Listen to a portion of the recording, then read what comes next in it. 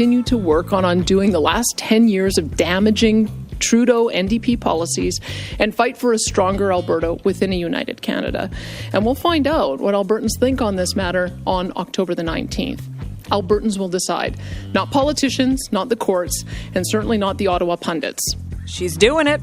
Danielle Smith is the first Federalist Premier to ask people in her province to vote on separation. Thing is, the question they'll vote on is a bit messy. It's not a vote on whether to separate, but a vote on whether to have another vote on separation. I'm Catherine Cullen, and this week on The House, we're going to find out how Smith's remarkable move is landing with a prominent Alberta separatist, as well as the man spearheading the Forever Canadian campaign.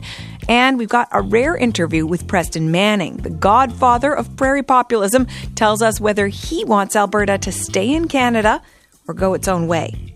Also on the show, Mark Carney's changes to the industrial carbon tax and the potential of a new pipeline have upset a lot of environmentalists. Is Carney caving to the energy sector, or is he being pragmatic about getting action on reducing emissions? We'll hear both sides of that debate. But we begin with the question Albertans will now vote on to help decide the future of Canada. The House is now in session. Should Alberta remain a province of Canada? Or should the government of Alberta commence the legal process required under the Canadian Constitution to hold a binding provincial referendum on whether or not Alberta should separate from Canada? That is the question Alberta Premier Danielle Smith is adding to the ballot on October 19th. Albertans will be able to choose either to remain in Canada or to prompt a referendum. Smith's move comes after a court said separatist organizers couldn't go ahead with their push for a referendum question because there was inadequate consultation of First Nations. Smith says the court ruling is undemocratic and she'll appeal, but in the meantime, she argues Albertans deserve to have their voices heard with this question. She also says she hopes Albertans will choose Canada. You know where I stand on this question. I believe Canada is working better every day. And that it can work even better in the future if we keep fighting together to keep Alberta and Canada forever strong and free. Prime Minister Mark Carney also chimed in with his pitch for the country. He reached for a metaphor while making a statement in the Library of Parliament, part of the ongoing renovations on Parliament Hill. Canada's working. We're working in a spirit of cooperative federalism to make the country better. We're renovating the country as we go. And Alberta being at the center of that is essential. While he is channeling a message of hope and cooperation, some in the separatist movement are livid. Jeff Rath of Stay Free Alberta says in the coming months he'll be working both to have Danielle Smith removed as leader and to get Albertans to vote in favor of a referendum. And the entire process that she's initiated, which is just politically, as I said, politically cynical, underhanded, treacherous, backstabbing process that she developed, to completely screw the members of her party that she knows support us, the supermajority of the members of her party that support Alberta independence. So, how will this referendum vote play in Alberta? The stakes are high, so we want to hear a few perspectives. We're starting with Keith Wilson. He's a well-known lawyer who supports Alberta independence. On Monday, he'll publicly debate former Alberta Premier Jason Kenney on whether Alberta should remain in Canada. Keith Wilson, welcome to the House. Thanks for having me on. That debate just got a heck of a lot more interesting. The question Danielle Smith has put forward, remain or trigger a referendum. Do you think that this is the right question to be asking right now? Well, the Premier was put in a tough spot because of the court ruling. And the danger that she faced, which was obvious to me as a lawyer, is that if she had picked a more simple question of, stay, leave, it would have likely received the same legal challenge and at a high risk of receiving the same result where the courts put a hold on it.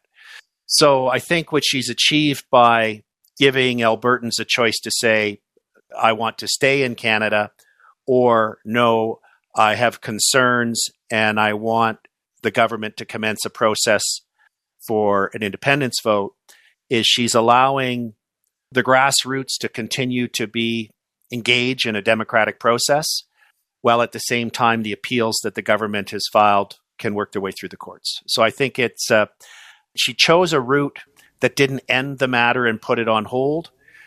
She chose a route that could be respectful and keep going despite the court process while the court process is ongoing. And given all the work that you've done, I imagine you will vote to support a referendum, right? That's right. And so what would you expect to happen after October 19th if your side won? What would the process going forward look like? How soon could there be a referendum? I think realistically, I would expect if the vote on the 19th is that the majority of Albertans call on the Alberta government to set up a standalone formalized legal process for a separation vote, that vote would probably occur in February or March of 2027. And a campaign, much like we saw with Brexit, would commence where there would be a leave campaign side of it and there would be a stay side. And groups would form and advocate for both outcomes. Okay, so this is the path you see going forward. You would know a lot of folks in the separatist movement, or some of the loudest voices, perhaps we should say, are not so convinced. Jeffrey Rath called the Premier's move disgusting. Mitch Sylvester says it's a betrayal. Both have suggested that Danielle Smith will have to pay a political price. How do we make sense of you suggesting this is perhaps like the most prudent course and the outrage that some of those folks are feeling? Well, I'm not sure. I'm being genuine with you. There's some strong emotional reaction, as in there is in any movement, and it even, let's use a sports analogy. You have people that support the Toronto Maple Leafs, and then you've got guys that paint their face, So we have that in any movement. And here in Alberta, there's some very passionate separatists, very loud separatists, and they probably have less patience than people like me. I just realize these processes are complex. It's a historic venture that we're on here, and there is going to be divisions, but the numbers are pretty serious as terms of the number of average Albertans, of normal thinking people who are living their lives and looking at what's happening to the country and looking at Alberta's place in it, and they're not happy with where it's at, and they see a greater opportunity for their kids and their grandkids in Alberta being independent, having a relationship with Canada, but a different relationship where we're negotiating with the rest of Canada on an equal footing and not being told what we can and can't do by Ottawa. So I think the moderate voices here in support of independence will prevail, but there'll always be some noise. Okay. We are going to leave the conversation there today. I thank you for taking the time to come on the House, Keith Wilson. Thank you very much. Keith Wilson is an Alberta lawyer and separatist supporter. On the opposite end of the political spectrum, the Alberta NDP is worried. Leader Naheed Nenshi is calling on Federalist voters in Alberta to turn out in big numbers in October to avoid a Brexit-like scenario where people regret not voting. Nenshi also took Danielle Smith to task for her claims about the number of people who want this vote. This is a critical point. The Premier is trying to gaslight us by saying 700,000 people wanted this. In reality, 400,000 people signed a petition to say, don't do this. Those 400,000 people all signed the petition known as Forever Canadian. It asked people whether they agreed that Alberta should remain in Canada. The man behind it is former Alberta Deputy Premier Thomas Lukaszuk. Mr. Lukaszuk, welcome to the House. Thank you for having me. Much appreciated. What do you think of the question that Danielle Smith is putting before Albertans? Well, bizarre probably is the word that is being used a lot by many in Alberta since that televised address by the Premier. Our question, the Forever Canadian question, was formulated in such a way that it couldn't be posed as a referendum question. It had to be only used for the purposes of voting on it in the legislature. And I wanted to give Premier that exit ramp and sort of deflate this pressure vessel that Alberta has become and say that this is not the time to have a referendum because, we have the leaked list of electors that only separatists have and refuse to cooperate with any investigations. We have foreign interference. We have meetings with Washington. The separatists are reaching out there. So the list goes on and on. This is not the time to have a fair, transparent referendum. But Premier chose not to do that. But instead, what she chose is the word bizarre comes in because it upsets separatists because it doesn't give them what they wanted. They wanted a referendum that's binding and constitutional. It upsets the rest of Albertans, 75 to 80% of Albertans, because we didn't want a referendum in the first place. But most importantly, this agony that we will go through for the next 6 months is possibly extended for the next 2 years, because the law in Alberta says that you cannot have a binding referendum until 1 year after or before an election. So that means 2 more years. And we already are seeing a lot of economic damage happening in Alberta, which de facto affects all of Canada. And there is a social damage. I have never seen Alberta as divided as it is right now. Literally, family members stopped speaking to other family members. Neighbors are upset with each other. They watch which flag you fly, whether it's the Alberta flag or our Canadian maple leaf. Premier had a chance to lead, but unfortunately, she chose not to. Well, part of the argument she made in her address was that this is an opportunity for people who are obviously very passionate, to the point that you just made. Passions are running high. It gives people a chance to have their voices heard, clear the air, and, in her words, move on. What do you say to that? Well, it's not true. It's all for nothing. The fact is, we know polling after polling shows that the maximum of hardcore and even softcore separatists combined, there is no more than 30% of them. So we know where Albertans stand on this particular issue. So it wasn't really about that. 75% Albertans were asking not to have a referendum because we know the damage that these campaigns and referenda cause. We saw it in Quebec. So it is not true. The truth of the matter is this, that even though only 25% of Albertans maybe are somewhere in that camp of separatists, in the Premier's United Conservative Party and in her caucus, majority of those members are leaning towards separatism. So what Premier is trying to achieve is this. She, under the sort of the guise of giving Albertans a democratic, exercise right to vote, what she's really trying to do is save her political future, because if she doesn't give them a referendum to vote on, they will simply oust her. And now, here is the irony of the fact. This is what happens when you don't show any leadership, when you try to please everybody. Now separatists are turning against her, selling United Conservative Party memberships, and want to oust her because of the fact that they didn't get what they want either.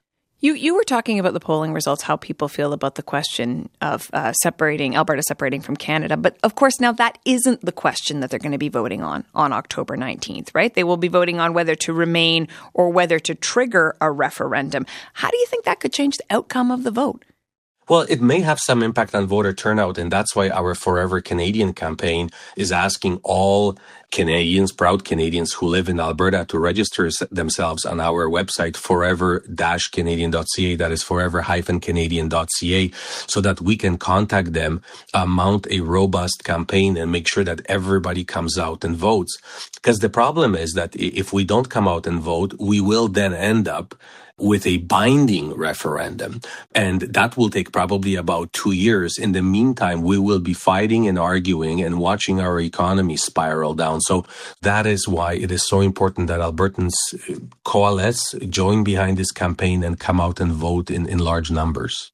As you said, you are launching your full-on Forever Canadian campaign. We've got former Premier Jason Kenney, former Federal Cabinet Minister Monty Solberg. They have launched a campaign, votetostay.ca. This has certainly gotten the federal government's attention. Do you think that there's any world where this conversation actually winds up being good for Canadian unity? No. We don't need to prove to anybody that we are a strong, united, proud country. We don't need to hold referenda or even do polling on it. We know we are. What this process will do is it will divide us, and we will open up a possibility for foreign actors to exploit these differences that we may have among each other. So there is really nothing constructive about this. The constructive thing to do would be to work together right now as all provinces and build our economy and build our resilience on the international market and, military stage. So, no, I really do not see much positive coming of this other than social and economic turmoil. Do you think it could be enough to interfere with this potential pipeline? Well, The problem is this. I think Alberta has been doing relatively well with Ottawa over the last year. We have seen more meetings with Prime Minister, more ministers visiting Alberta, more concessions that Alberta has attained. This is a momentum that we should be building on and not, hoisting threats of separatism on other Canadians. But also, equally importantly, how are we ever planning to get the capital investment, the proponents of pipelines into this province, where capital must be asking itself two questions. A, where is this province going to be 2 or 4 years from now? And B, can we even trust the regulatory and judicial system when Alberta government now even retroactively overrides judicial decisions to sort of foster the way for separatists to have their referendum? So this is definitely not conducive to what we want as Albertans and what the Premier says she wants, and that is to build our economy and to get even more concessions out of Ottawa.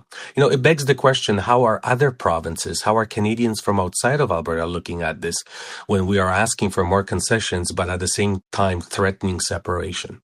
It didn't work well for Quebec. Okay. Thank you very much for this conversation. Thank you for having me. Thomas Lukazik is the architect of the Forever Canadian petition in Alberta. As we try to take the temperature in Alberta at this critical time, we were curious what our next guest might say. Preston Manning is in many ways the godfather of modern prairie populism. In the 80s and 90s, the Reform Party and opposition leader led a movement with the rallying cry, "The West wants in." During the last election, he warned that a vote for the Liberals and Mark Carney was a vote for Western secession. Now, Albertans are going to decide whether there will be a referendum to leave Canada. What does he think of Premier Smith's question? Preston Manning, thanks for joining me. Okay, well, thank you for having me. So do you think that Danielle Smith's question, remain or referendum, is the right one to be asking right now? Well, I think it's an appropriate democratic response. I've known Danielle Smith for a long time. She's a libertarian and a conservative, and she's a federalist and a Democrat. And I think when you have an issue like this that's so potentially divisive, this idea of ask the people themselves what they would like to do is the right approach. Do you know how you're going to vote? Yeah, because you say you've known her for a long time. I mean, she's been pretty clear she's going to be in the Remain camp. Well, she's much more clear than that. In fact, one of the causes of this Western angst is the fact that particularly the Central Canadian media do not give anywhere near the attention to what Albertans' real concerns are or what the Premier's positions are. Her position, which she's articulated, the legislature's articulated it, it's been cast in legislation, it was the product of this Alberta Next panel, is a strong and sovereign province within, not separate from, the Canadian Federation. And she's elaborated on that by saying what that means is, for one thing, increasing the activity of the province in every area that the Constitution currently gives to the provinces and push the envelope in the areas of joint jurisdiction, such as agriculture or environment and particularly immigration. And I think that's a sound position. It's a position, it's not accepting the status quo, and it's not saying secede, but that sovereignty within the Federation. I think that's a sound position. And the irony is that when Premier Smith says these things, there's accusations that she's actually a separatist, which is nonsense. And yet that same issue is going to occur in Quebec, and it's going to be dealt with there before it's dealt with in Alberta. So I think that position of hers is one that is actually the answer partly to the Quebec challenge as well as the Alberta challenge. And in a way, it's the most unifying position as far as the Federation's concerned. I don't want to belabor the point, but I just want to make sure I'm understanding you clearly. You are saying that in this referendum on October 19th, you personally will vote to remain in Canada rather than to trigger a referendum. I'll vote for the question that's on the referendum, not the way that you've stated it.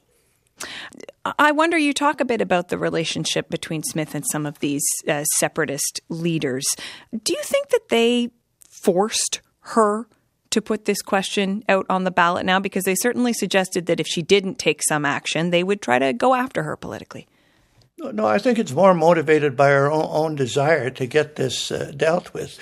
A large number of Albertans, including ones that won't vote for secession, are extremely upset with the way the current federation is working, and are looking for some better response than either secession or accepting the status quo.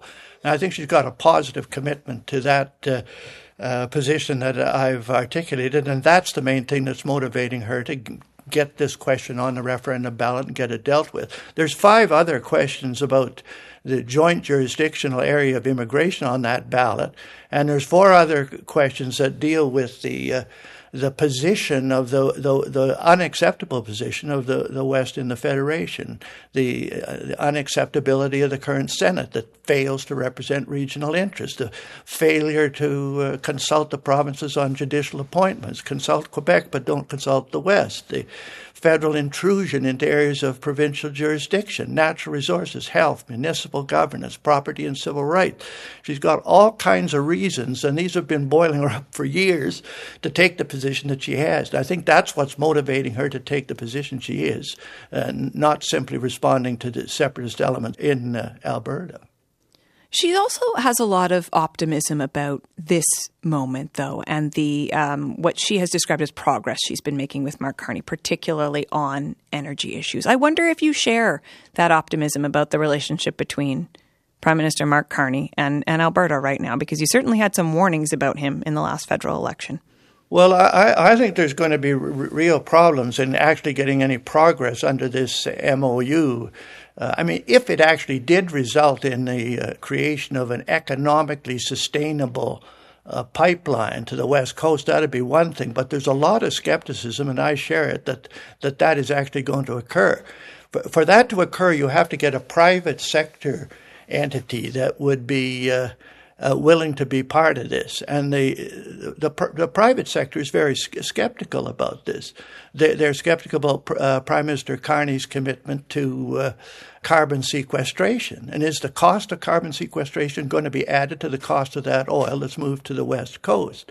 Some of the energy executives read Carney's book, in which he makes perfectly clear that he believes government and the public sector is to be the primary driver of the economy. And that's a view that's not shared by many Albertans. And then there's the track record of the Liberal administration over the last decade. You can almost use the Reagan description with respect to the resource sectors. If it moves, tax it. If it keeps moving, regulate it. If it stops moving, subsidize it.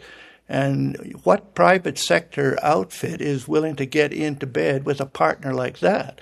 I think that's the great liability with respect to the MOU, and it'll be up to the federal government to prove that just what I've said is not true. I want to understand, though, how you view it then. You think a pipeline at this moment is unlikely then, given everything you've cited? Well, I think there's this mistrust of the federal government's role in it. If the federal government can remove that mistrust, then perhaps the thing can go ahead. If it can't, then the chances of that pipeline ever being built are not very good.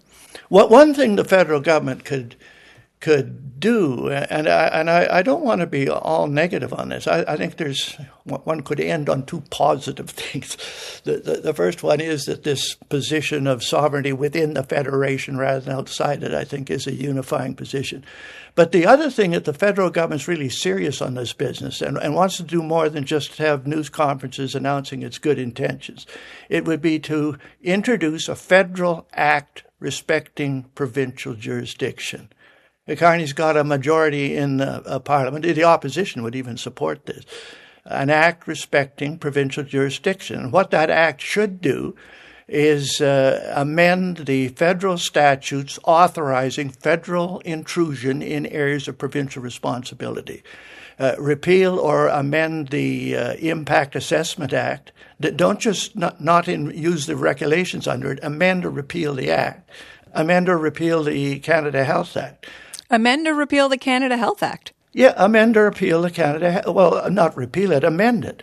to make give the provinces the freedom to do what they want to do in that area, and as long as they agree to provide health care regardless of ability to pay.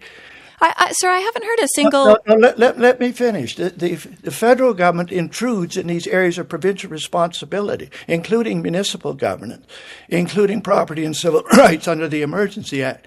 If it were to reduce the intrusiveness or even repeal some of those statutes, that would do more to strengthen federal-provincial relations and strengthen confidence in the federal government than anything else it could do. That's the key factor in whether that MOU actually gets anywhere.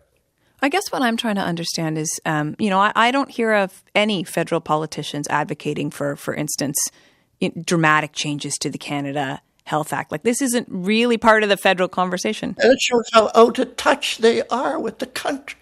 Even the federal Conservatives, sir? The polls keep showing the complete dissatisfaction of Canadians with the way the Canadian health system is working. The fact that we're paying more per capita for health care than virtually any other country in the world, but we don't get the result.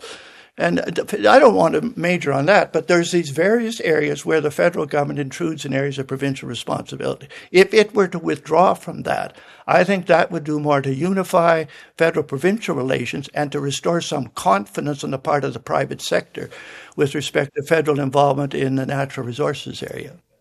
I just want to ask you in closing, sir. This is the first time we have ever seen a federalist, self-described federalist premier call a referendum around a question of a province separating. So I just want to ask you in closing for a sense of perspective, how big a moment do you think this is, this vote on October 19th, for both Alberta and the rest of Canada? Well, I think it's important, but what I find ironic, and this is, I think it's a perspective of the Central Canadian media, including the CBC, and you know the nickname that the CBC has in Alberta, the Carney Broadcasting Corporation. I think this issue has been dealt with in Quebec time and time again. You've had 3 referendums in Quebec. And the fact that the Alberta Premier wants to get some clarification on it, that should be perfectly acceptable, particularly when this has been an issue and has been regarded as an acceptable discussion in central Canada. Okay. Preston Manning, thank you very much for coming on the House. Okay. Thank you. Former Reform Party leader Preston Manning.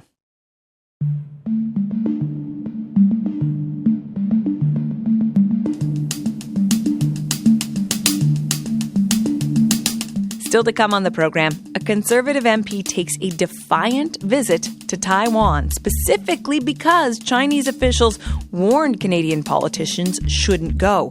We'll catch up with Michael Chong on the ground in Taiwan. That's in about 10 minutes. As Prime Minister Mark Carney continues to push for national unity in Alberta, including with support for a pipeline, he's also facing growing divisions over the environment within his own party. Our colleagues at Radio-Canada have obtained a letter that 14 Liberal MPs sent to Carney in April, saying they remain deeply concerned about environmental rollbacks. And that was before Ottawa and Alberta's agreement last week to slash the province's headline carbon price for big emitters. So is Carney being pragmatic about what Canada can achieve, or is he giving up on this country's climate ambitions? Joining me are a current and former climate advisor, both with pretty different reactions to last week's deal. Michael Bernstein is the president of the nonprofit Clean Prosperity, and he's a member of the federal Net Zero Advisory Body. Simon Donner is a climate scientist and professor at the University of British Columbia. He resigned from that same body in December, a week after Ottawa and Alberta announced their energy agreement. Thank you both for making the time. Thanks for having us. Thanks for having us. Simon, I want to start with you, but I want to hear from both of you. If you had to write a headline right now about Mark Carney's climate ambitions, what would it be? What's the top line here? I think this could be good political math, but it's definitely bad actual math. Okay. Michael, what about you? I'd say the potential of this deal with Alberta is more modest than I had hoped, and yet still an opportunity for significant climate action if we can make it stick. Okay, let's dig into all of that. Michael, I'm going to stay with you here. How can such a big reduction in the headline price for emissions be a good thing? Well, it really comes down to how viable that plan was in practice. On paper, it looked like it held real promise, but we already could see that in reality, the plan wasn't going as expected. In Alberta, even though the headline price was $95, the actual price that credits were trading for in the market was $40. And over in Saskatchewan, they had actually canceled their system altogether with no response from the federal government. So this deal may not look as good as the plan on paper, but in reality, I think it does achieve some progress, even if that progress is fairly incremental in the short term. I mean, Simon, part of the story here is, of course, that Alberta in particular is the source of more than half of Canada's industrial emissions. So you do need that province ultimately to buy in. What do you make of the argument we just heard from Michael? I think it's fair to say that the existing system, it was not working. I mean, that's the reason for these reforms. The issue here is that the federal government just gave in way too much in this deal, and want to remind everybody that the tightening of the carbon pricing system comes together with a promise to agree to approve a new oil pipeline. And if you look at the emissions associated with producing the bitumen that would fulfill a new oil pipeline, it might wipe out all of the other things in this agreement. And that's why I say that the actual math in terms of emissions just doesn't really seem very good here. Part of that pipeline is tied to this idea of a carbon capture and storage project. How far would that go towards sort of tipping the scales back to something like balance?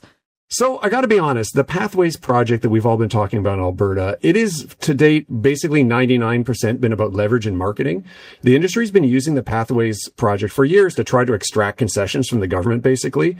And it always is like, if you'll just promise this, then we'll agree to build Pathways. And the goalposts just keep moving. And so Pathways was initially supposed to help the major oil sands company get to net zero. It was like a 60 plus megaton reduction in emissions. Now we're down to a scaled down version of a project that's at most 16 megatons. And if you do the math on the emissions associated with a new pipeline, Pathways probably wouldn't even make up for the emissions associated with that pipeline. And so those two things are not a good trade. We just gave away, the Canadian federal government just gave away in this negotiation one of the key ways to reduce emissions, the existing emissions from the oil sands, by tying Pathways to the pipeline.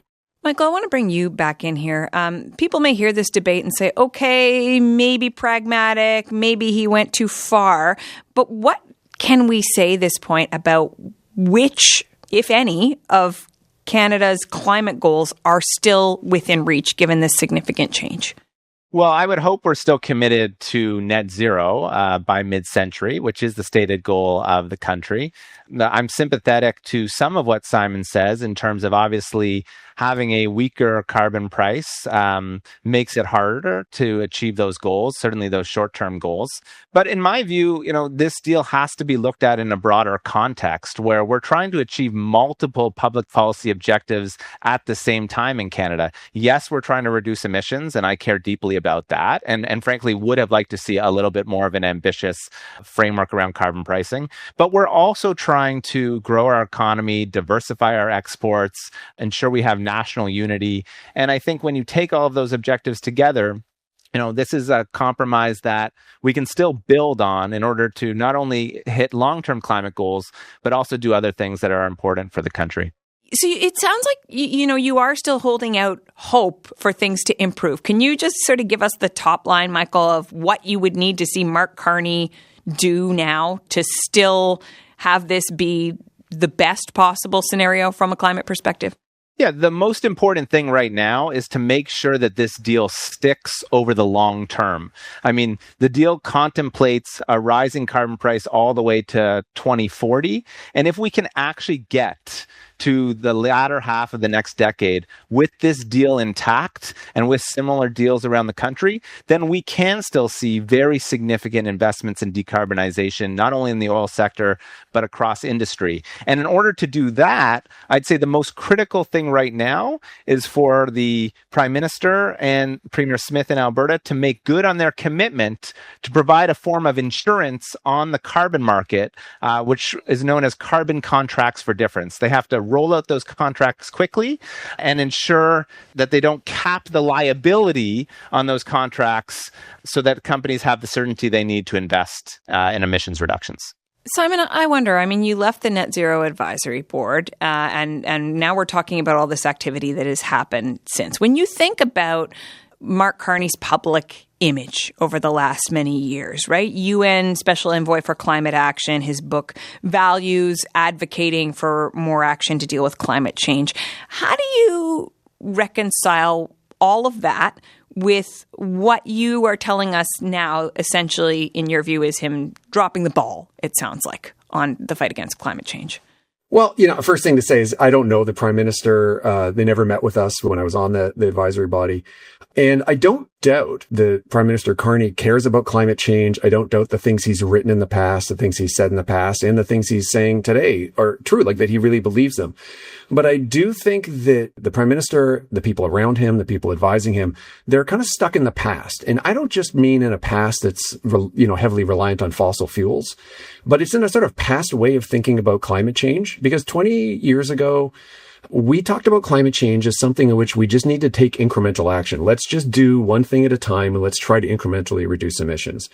But the mission now, the mission of net zero, is a transformational one. It's not just about trying to reduce emissions a little bit from the activities we have. It's about trying to do new things that aren't emitting at all.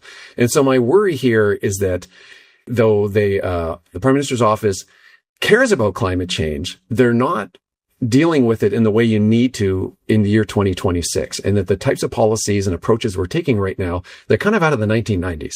And Canada's just going to get left behind. Do you have any sympathy for the argument that part of this is a function of the times? Global energy crisis. Frankly, opinion polls suggesting less public concern about this, Simon. I do, I'll say this, I have a ton of respect for how clear-eyed, to use his own words, the Prime Minister has been in speaking on behalf of Canada, to the world about the place we're in because of the craziness of the Trump administration. I think what I'm asking is to be that clear-eyed with Canadians.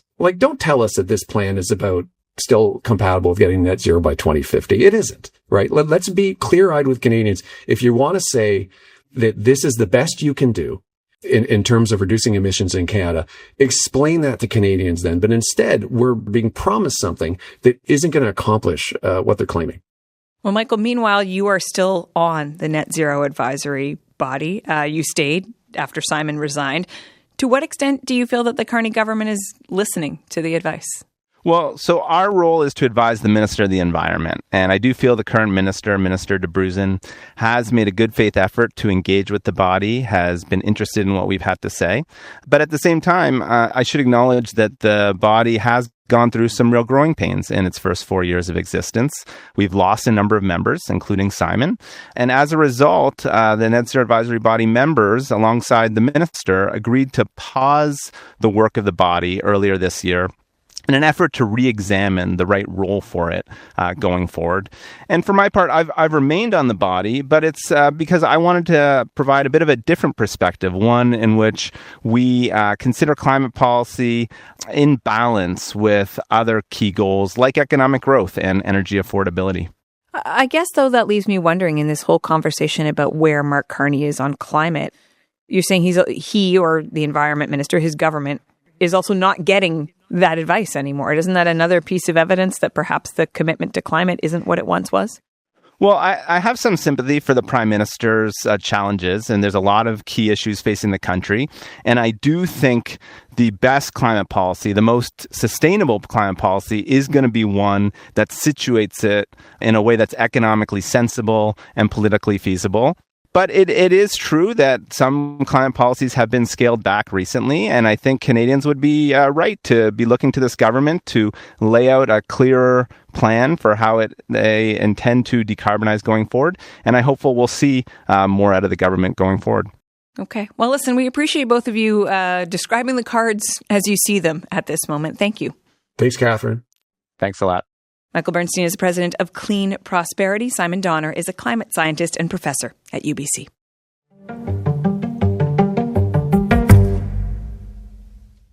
Mark Carney has been trying to grow Canada's economic ties to China.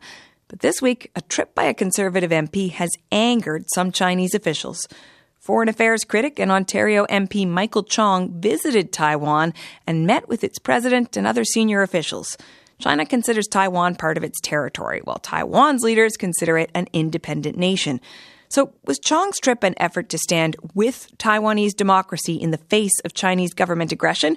Or was it a provocation that could damage the Canada-China relationship? We reached Michael Chong earlier this week in Taipei. Michael Chong, welcome back to the House. Great to be here. So what was your goal with this trip? Well, the goal was twofold. First, it was to stand in solidarity with a democracy that's on the front lines of threats coming from an authoritarian state. And secondly, it was to clearly exercise our own sovereignty as a country and push back on the PRC ambassador to Canada's recent comments that MPs should no longer travel to Taiwan, something that's been going on for decades. So, the second purpose was to clearly state that MPs do not take direction from a foreign government as to where they travel internationally.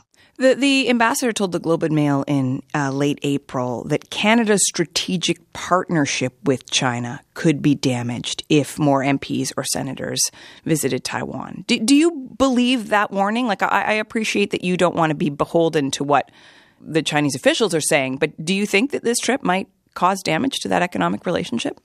Quite the opposite. I think that the key thing for business, the key thing for trade and investment is stability. In other words, to foster trade and investment, to foster greater business opportunities, you have to have peace and stability in the Indo-Pacific region.